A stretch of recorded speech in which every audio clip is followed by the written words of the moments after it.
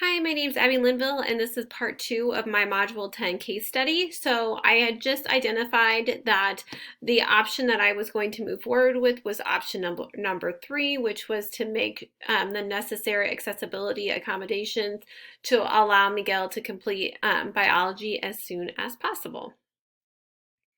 So what that would look like would be, first, I would need to get in contact with the superintendent. I would also need, during that time with the superintendent, to explain the situation to them, explain what my plan is moving forward, and that I believe that we are going to need to make some accessibility changes in construction to make sure that we are providing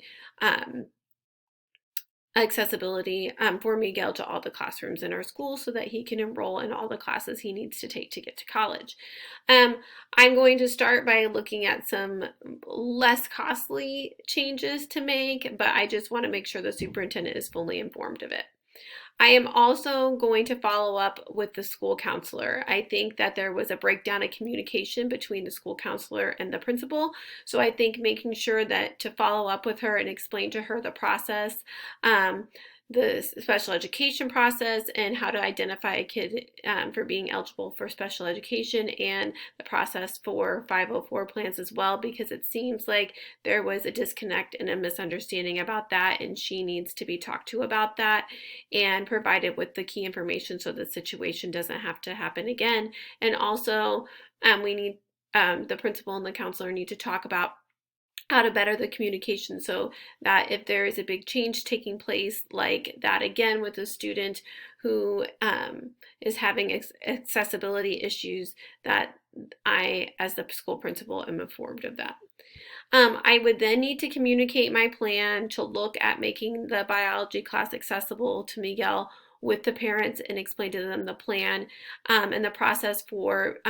having a 504 plan created within the school district. That will definitely involve a meeting to help determine eligibility for a 504 plan, because we want to make sure that we really truly follow that process that has been identified by the state and by our school district, so that we make sure that the parents fully understand their rights, and that they are making sure that Miguel is receiving all the supports that he is entitled to and deserves. So meeting with the parents and going through that process will be essential, but I want the parents to know that we are here to support them, that we value Miguel's education, and we want to make sure that he is getting all that he deserves as well. Then I would go and talk to the biology teacher and see what are the key components. What do you need in a classroom? So looking at what they need to have a successful biology course, what they need access to, whatever that may be, look at what those room requirements are, and then look at what other rooms are relocated with, or what other classrooms are available in the school that we could either flip-flop classrooms, or we could relocate that biology course into another classroom for the semester so that Miguel has accessibility in it. And long term, we would want to make sure that all parts of the school were accessible, but for the right now, seeing if we could relocate that classroom would be key to getting Miguel access to that class as soon as possible. If we could not relocate the classroom and that is not an option, then I think it's time to meet with the maintenance crew and see what do we need to do, what structural changes, what construction needs to take place to make sure that Miguel has, what needs to happen to make sure that what changes, structural changes need to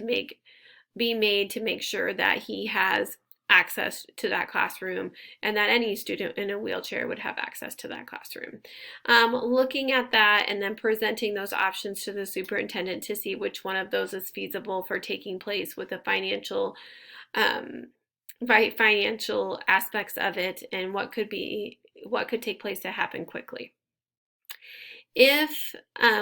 it wouldn't be, if we could make those changes within the next school year and then re-enroll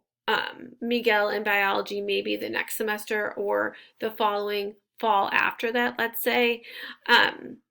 that would be ideal. I think getting him access to that regular biology class that he would be taking with other students would be the best scenario possible.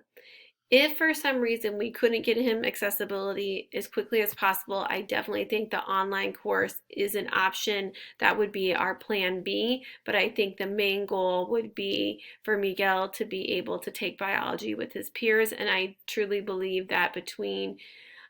working with the biology teacher and other teachers within the school, we could definitely relocate that classroom so he has access. If not, I do think that there would be some type of maintenance that could take place so that we could relocate the biology room um,